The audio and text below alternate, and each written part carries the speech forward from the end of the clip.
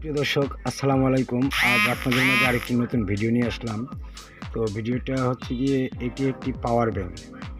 তো অনেকেই হয়তো পাওয়ার ব্যাংক কিনেন, কম দামে হোক বেশি দামে হোক, তবে খুব সাবধান।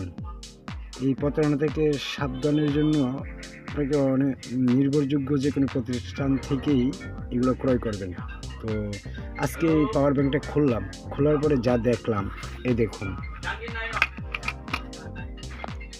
এই এই হচ্ছে গিয়ে একটি নোকিয়া ব্র্যান্ডের পুরাতন ব্যাটারি আর এই সার্কিট। তো আশ্চর্য বিষয় হচ্ছে গিয়ে এখানে এটাকে ওজন করার জন্য, মানে যদি আপনি পরিমাপ দিতে চান তাহলে বেশি ওজন হবে, যার কারণে বিক্রিতে তাদের ভালো হবে বিক্রি করার জন্য।